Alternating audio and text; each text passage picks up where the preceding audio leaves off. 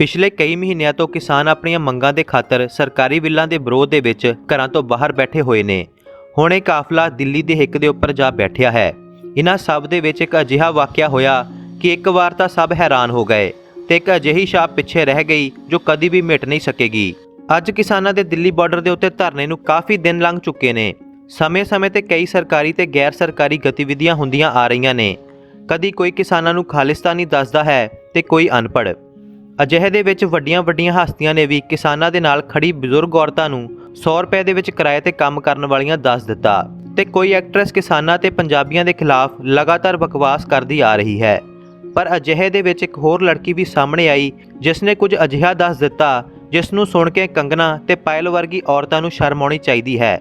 ਉਸ ਲੜਕੀ ਦੀਆਂ ਗੱਲਾਂ ਸੁਣ ਕੇ ਨੀਂਦ ਤੱਕ ਨਹੀਂ ਆਵੇਗੀ। ਦਿੱਲੀ ਦੇ ਬਾਰਡਰ ਇਲਾਕੇ ਕੁੰਡਲੀ ਦੇ ਕੋਲ ਰਹਿਣ ਵਾਲੀ ਸੋਨਮਾ ਨਾਮ ਦੀ ਲੜਕੀ ਨੇ ਕਿਸਾਨਾਂ ਤੇ ਪੰਜਾਬੀਆਂ ਦਾ ਹੜ੍ਹ ਦੇਖ ਕੇ ਕੁਝ ਅਜਿਹਾ ਸਾਂਝਾ ਕੀਤਾ ਜਿਸ ਨੂੰ ਸੁਣ ਕੇ ਰੂਹ ਤੱਕ ਕੰਬ ਉੱਠੇਗੀ। ਸੋਨਮਾ ਨੇ ਦੱਸਿਆ ਕਿ ਆਪਾਂ ਲੋਕ ਗਰੀਬ ਘਰਾਂ ਦੇ ਵਿੱਚੋਂ ਉੱਠ ਕੇ ਮੈਂ ਤੇ ਮੇਰੇ ਨਾਲ ਦੀਆਂ 3 ਹੋਰ ਲੜਕੀਆਂ ਪੜ੍ਹਾਈ ਕਰਨ ਤੋਂ ਬਾਅਦ ਗੁਜ਼ਾਰੇ ਦੇ ਲਾਇਕ ਇੱਕ ਨੌਕਰੀ ਮਿਲੀ।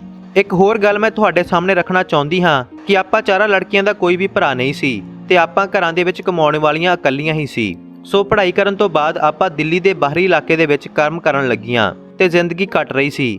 ਪਰ ਅਚਾਨਕ ਕੁਝ ਅਜਿਹਾ ਹੋਇਆ ਕਿ ਸਾਰੀ ਜ਼ਿੰਦਗੀ ਖਤਮ ਹੁੰਦੀ ਨਜ਼ਰੀ ਪਈ।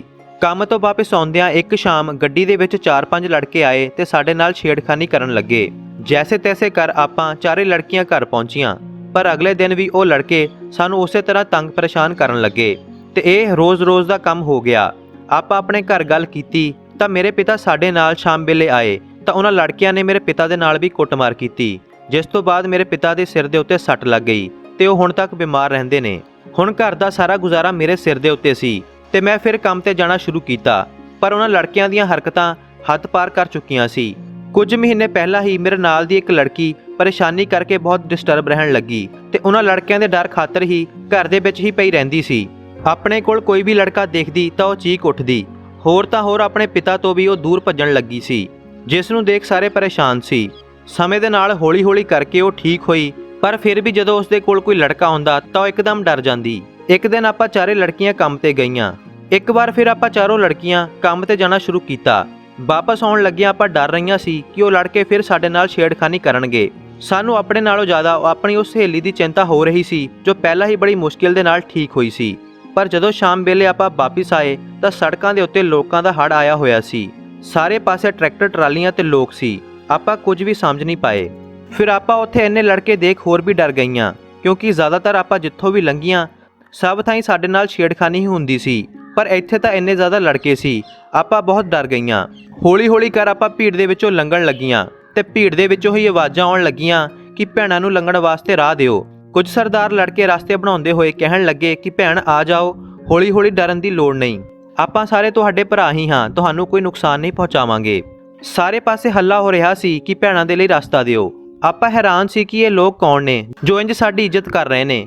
ਆਪਾਂ ਬੜੀ ਆਸਾਨੀ ਦੇ ਨਾਲ ਬਿਨਾਂ ਡਰੇ ਬਿਨਾਂ ਚਿੰਤਾ ਆਪਣੇ ਘਰਾਂ ਤੱਕ ਪਹੁੰਚ ਗਈਆਂ, ਉਹ ਵੀ ਕਈ ਮਹੀਨਿਆਂ ਬਾਅਦ। ਅਗਲੇ ਦਿਨ ਮੈਂ ਤਿਆਰ ਹੋ ਕੇ ਘਰ ਦੇ ਬਾਹਰ ਨਿਕਲੀ ਤਾਂ ਮੇਰੀ ਸਹੇਲੀ ਜੋ ਪਹਿਲਾਂ ਬਿਮਾਰ ਰਹਿੰਦੀ ਸੀ ਉਹ ਸਭ ਤੋਂ ਪਹਿਲਾਂ ਉੱਠ ਕੇ ਤਿਆਰ ਹੋ ਕੇ ਮੇਰੇ ਘਰ ਦੇ ਬਾਹਰ ਖੜੀ ਸੀ ਤੇ ਉਸ ਦੇ ਚਿਹਰੇ ਦੇ ਉੱਤੇ ਇੱਕ ਅਜੀਬ ਜਿਹੀ ਖੁਸ਼ੀ ਸੀ। ਮੈਂ ਬਹੁਤ ਹੈਰਾਨ ਹੋਈ ਕਿ ਉਹ ਅੱਜ ਜਾਣ ਵਾਸਤੇ ਕਿਵੇਂ ਜਲਦੀ ਆ ਗਈ, ਕਿਉਂਕਿ ਪਹਿਲਾਂ ਤਾਂ ਉਹ ਡਰੀ ਰਹਿੰਦੀ ਸੀ। ਜਦੋਂ ਮੈਂ ਉਸ ਨੂੰ ਇਸ ਬਾਰੇ ਪੁੱਛਿਆ ਤਾਂ ਉਸਨੇ ਜਵਾਬ ਦਿੱਤਾ ਕਿ ਮੇਰੇ ਇੰਨੇ ਭਰਾ ਉੱਥੇ ਖੜੇ ਨੇ ਤੇ ਮੈਨੂੰ ਹੁਣ ਕਿਸੇ ਦਾ ਡਰ ਨਹੀਂ। ਉਹ ਤਾਂ ਪ੍ਰਧਾਨ ਮੰਤਰੀ ਨੂੰ ਵੀ ਕੁਝ ਨਹੀਂ ਮੰਨਦੇ ਤਾਂ ਉਹ ਲੜਕੇ ਕੀ ਚੀਜ਼ ਨੇ। ਜਿੰਨਾ ਚਿਰ ਸਰਦਾਰ ਪੰਜਾਬੀ ਸਾਡੀ ਦਿੱਲੀ ਦੇ ਵਿੱਚ ਹਨ, ਕੋਈ ਵੀ ਸਾਡੇ ਨਾਲ ਛੇੜਖਾਨੀ ਤੇ ਸਾਡੀ ਇੱਜ਼ਤਾਂ ਦੇ ਨਾਲ ਖੇਡ ਨਹੀਂ ਸਕਦਾ ਤੇ ਇਸ ਗੱਲ ਦੀ ਮੈਂ ਗਾਰੰਟੀ ਦਿੰਦੀ ਹਾਂ। ਉਸ ਦੀਆਂ ਇਹ ਗੱਲਾਂ ਸੁਣ ਕੇ ਮੇਰੇ ਅੰਦਰ ਵੀ ਜੋਸ਼ ਆ ਗਿਆ। ਚਾਹੇ ਸਾਡੇ 4 ਲੜਕੀਆਂ ਦਾ ਕੋਈ ਭਰਾ ਨਹੀਂ ਸੀ, ਪਰ ਹੁਣ ਸਾਨੂੰ ਆਪਣੇ ਭਰਾਵਾਂ ਦੀ ਕਮੀ ਦੂਰ ਹੁੰਦੀ ਜਾਪਦੀ ਸੀ ਤੇ ਹੁਣ ਆਪਾਂ ਬੇਫਿਕਰੀਆਂ ਹੋ ਕੇ ਉੱਥੋਂ ਲੰਘਦੀਆਂ ਹਾਂ।